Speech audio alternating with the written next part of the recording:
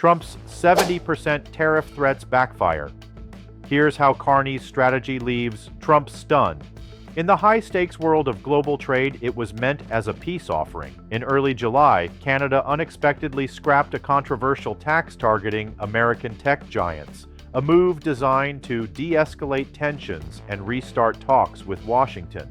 It was an olive branch, but in Donald Trump's world, an olive branch is seen as a sign of weakness. The response wasn't a handshake, it was an ultimatum, a threat of crippling 70% tariffs that brought North America to the brink.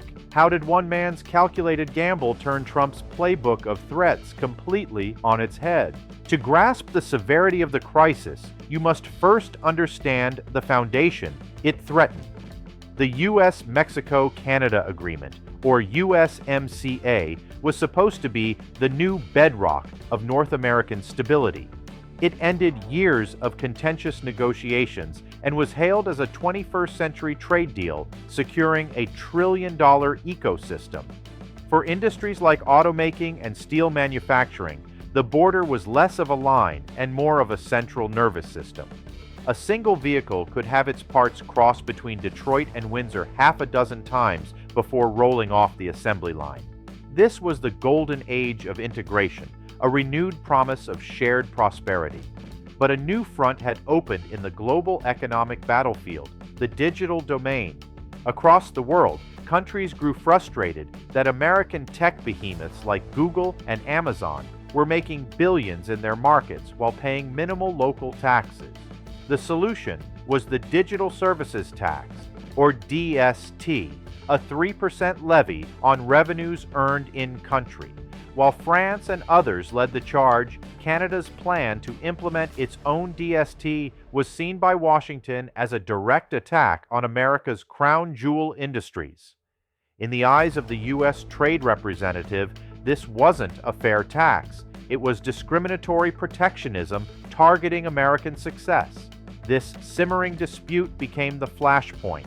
It was no longer about cars or steel, but about the future of the digital economy, setting the stage for a high-stakes confrontation where traditional trade rules no longer seemed to apply.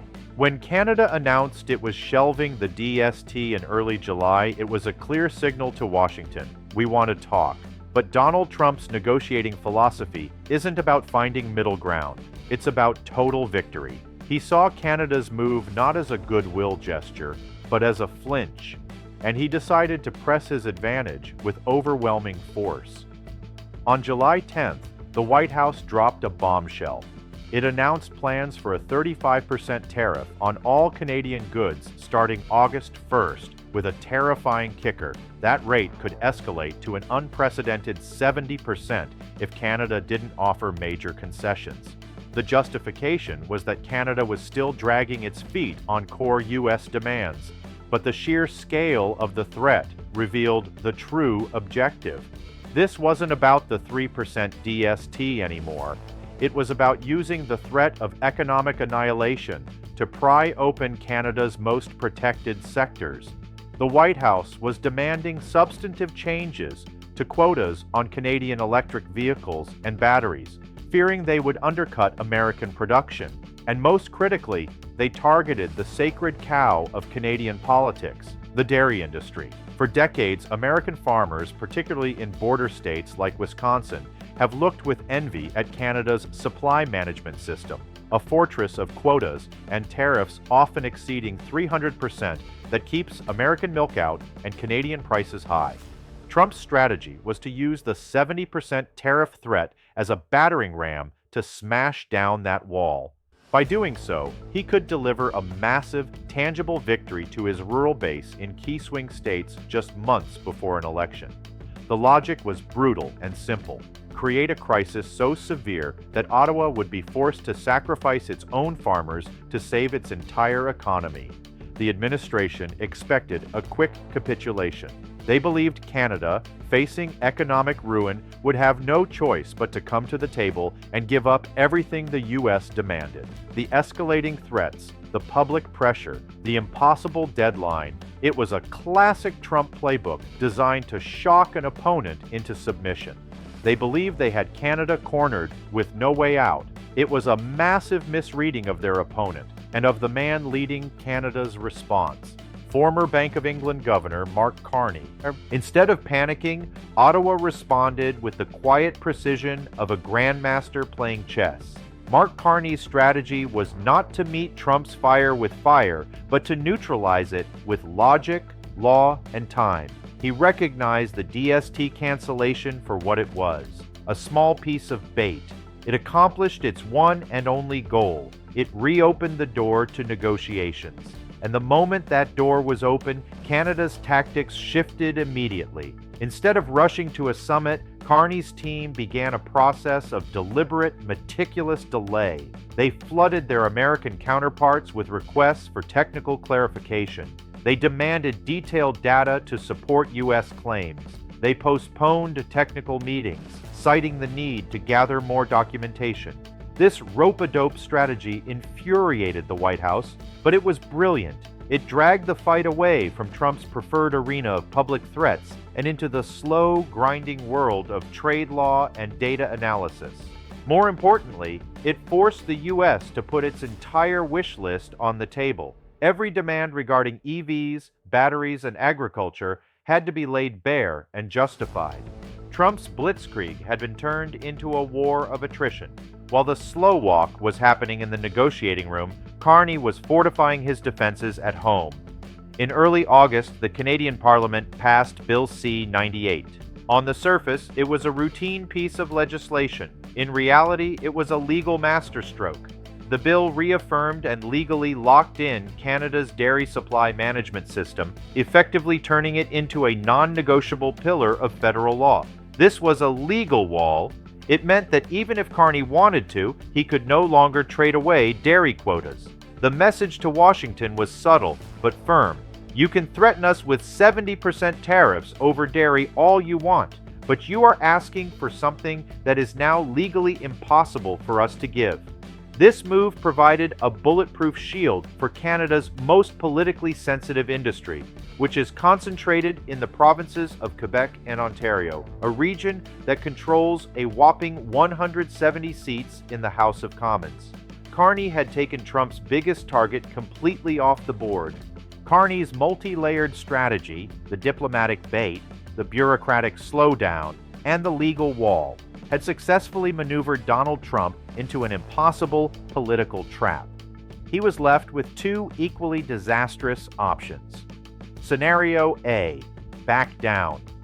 Trump could accept a more modest deal, abandoning the 70% threat and his demands on dairy. But doing so would be a humiliating climb down. He would be seen as having been outplayed by Canada, and it would be a betrayal of his promises to his rural base in states like Wisconsin and Michigan, who were counting on him to deliver a historic win. It would be political poison. Scenario B: escalate. He could follow through on his threat and impose the crippling 70% tariff. But the consequences would be catastrophic, and they would hit his own supporters the hardest. Economic models showed it would trigger a deep recession in Ontario and vaporize up to 45,000 jobs in the tightly integrated Detroit-Windsor auto corridor. The very workers in the Rust Belt he vowed to protect would be the first casualties. He would be starting a trade war that would likely cost him the election. Louis T. Matmat, TNT Tusat. Carney John Bien Trump, Tan Tun Han Kwa, Chin Hin Hung Loi, Jedoa Kwa Min. On the Canadian side of the border, the impact of this high-stakes game was felt in two distinct ways: relief and resolve. For Canada's 72,000 dairy-related jobs, Bill C-98 served as a shield of armor. It protected a $6 billion Canadian dollar industry from annihilation and preserved a way of life central to the political identity of central and eastern Canada. But while dairy farmers were safe behind their legal wall, the rest of the country's export-driven economy remained exposed. The auto and steel sectors in Ontario and Quebec were staring down the barrel of Trump's gun. This is where the third pillar of Mark Carney's strategy came into play: a financial firewall. The Ottawa government unveiled a massive 6.5 billion Canadian dollars aid package. Not a bailout, but a war chest. It included 5 billion Canadian dollars in export development funds to help Canadian companies find new markets, 500 million Canadian dollars in preferential loans to help businesses retool, and an additional 4 billion Canadian dollars specifically earmarked to protect the steel, auto, and emerging battery industries. This financial commitment sent a clear signal to both Trump and Canadian industry. The government was prepared to absorb the initial shock of a trade war. It was designed to save approximately 30,000 jobs and ensure that Canada's key sectors could endure a prolonged siege, giving the country the staying power to outlast Trump's political pressure. It was a bold message. Canada would not be bullied into submission. In the United States, the blowback from Trump's threats was immediate and painful, hitting the very industrial heartland he claimed to be championing. The mere threat of escalating tariffs sent shockwaves through the North American supply chain. Even before a 70% tariff was enacted, the existing 25% levies on steel and aluminum were already causing damage. The price of hot-rolled coil steel, a fundamental component for manufacturing everything from cars to appliances, surged by 22% in the Midwest in just 1 month. This was a direct tax on American manufacturers, making them less competitive. The integrated nature of the auto industry meant that pain on one side of the border instantly transferred to the other.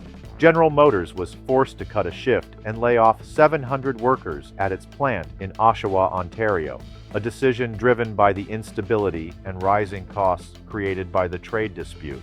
Stellantis announced it was postponing the launch of its highly anticipated Daytona RT electric muscle car, citing the unstable supply chain.